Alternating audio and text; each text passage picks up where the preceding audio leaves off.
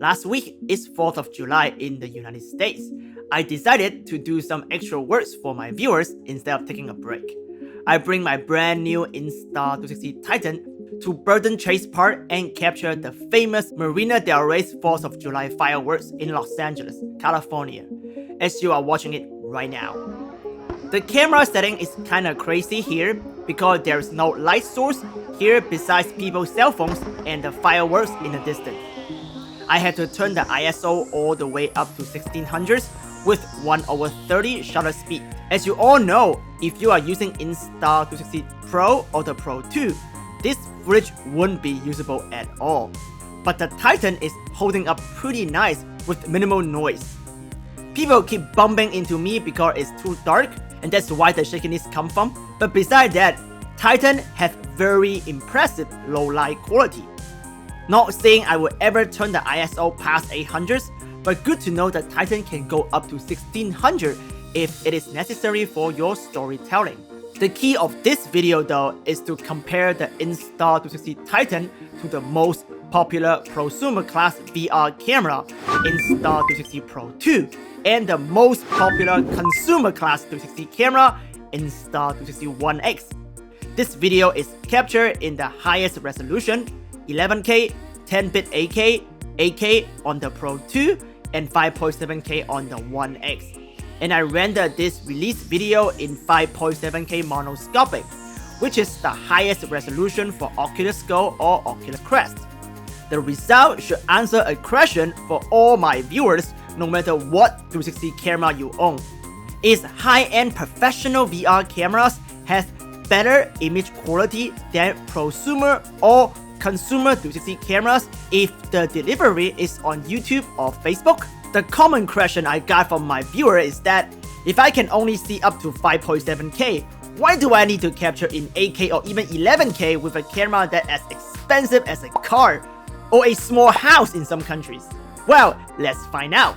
First off, if you have the Titan or planning to rent a Titan for your next production, let's figure out which one is the better shooting mode, 10-bit 8K or 8-bit 11K. You are watching the 10-bit 8K right now in Log Mode. Log Mode is ugly, but it does retain a lot more color information. Here is a light graded version of it. I'm going to point out a couple areas for you to look at, so look around but pay attention to the writing on the side of the boat in the distance, the American flags both in the distance and close up. Don't worry if you miss it, I will provide all the sample footage to download and sideload it onto your Oculus Go to check it out yourself in the VR headset. Okay, now switch to 8-bit 11K capture in auto white balance and regular color mode. I do need to color correct it a little bit because the auto white balance in the current firmware is a little bit too blue. But the sharpness is a lot better than the 8K version. Again, take a look at the same area and compare it. You see the detail in the distance a lot better than 8K. I am watching it inside Premiere with an 8K sequence and everything is in ProRes HQ. So might look different when it hit YouTube. If that's the case, download the sample and watch it on a VR headset. The next shot is a sunset shot, which is my personal favorites as sunset always look great in 360 with dramatic lighting change all around you.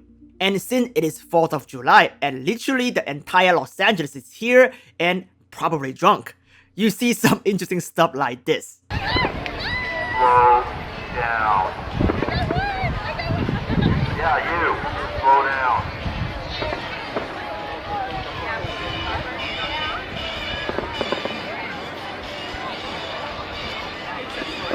Yes, the police are around, so I feel safe not running over by a boat playing Ghostbusters. What you are looking at right now is the Insta360 Titan in 10-bit 8K in Log Mode. ISO is at 100 and shutter speed is at 1/60 in 30 frames per second. I personally really love the log look on this shot. The color is dramatic and looks cinematic. If you turn to the right side, you see the Insta360 Pro 2 and me holding the Insta360 ONE X. Let's jump to the Insta360 Pro 2 with the exact same camera setting. You see the blowout sunspot immediately.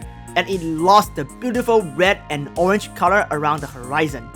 If you look close enough, there are bending issues around the sunset and feel like missing color. On the other hand, the 10-bit Titan footage looks closer to the actual beautiful golden red Californian sunset seen by human eyes. Yes, having 10-bit color is so essential in this particular shot to make it look cinematic. If you look down at the water in the Pro 2 footage, which is the shallow area, you see visible digital noise and compression artifacts. Just to remind you, this is in ISO 100. You don't really see any noise in the Titan 10-bit footage. Now back to the Titan footage, and I add a simple color grade on top to make the color pop. Here is the final video. And here is the same color grade on the Pro 2. It just does not have that cinematic look, and the noise is worse because I increased the shadow to see more detail in the mid-tone. Hey, what about the $400 Insta360 ONE X? Let's first take a look at Log Mode. I overlap Titan on the left and Pro 2 on the right. The ONE X log is kinda ugly, but for dramatic lighting like the sunset, it's kinda necessary to bring back the highlight in post. But the whole video is just so noisy. You ask, what about HDR mode? According to my time from 360 rumor, the HDR mode is better, right? Well, let's take a look. Surprisingly, the HDR from the ONE X is not bad at all. The footage looks a lot cleaner without noise. If you turn around, my skin tone looks good. The only thing is in the shadow. Again, look down at the water, you see less noise but purple patches in the water, which is not there in the Titan footage. I personally avoid using HDR mode of the ONE X because I cannot get a crunchy black even with color grading because of these color issues. I am more comfortable dealing with digital sensor noise with this tutorial. But if you don't want to worry about the noise and exposure, HDR mode of ONE X can be your lifesaver.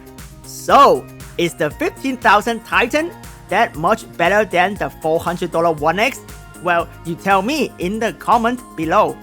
Now, let's go to a more extreme lighting scenario.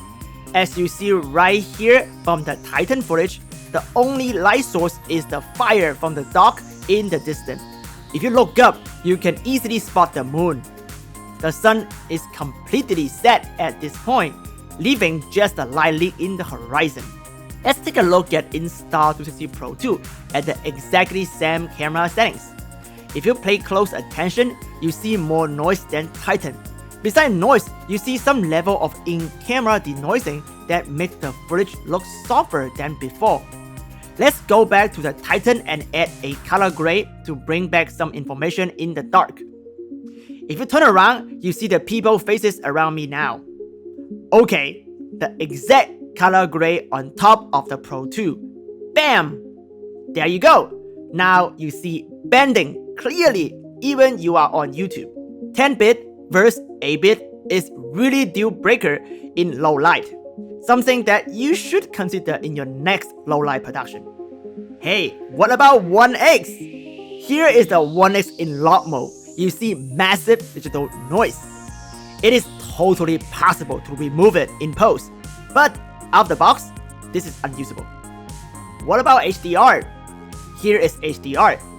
It is not noisy, but it looked like someone put a greasy fingers across the lens and everything looks so blurry. The reason is that at this point, the in-camera denoiser kicked in to control the noise and make everything soft. This unfortunately make your footage unusable.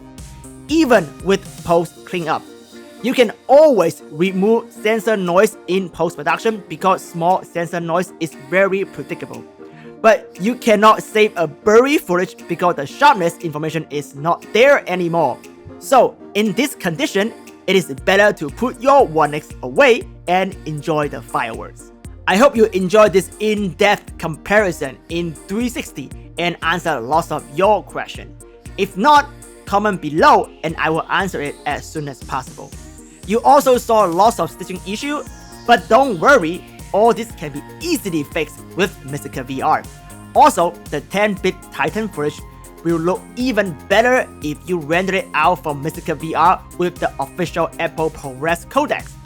Even though the free Insta360 Stitcher gives you ProRes HQ, this is a FFmpeg ProRes. Again, all the footage you see here are free to download.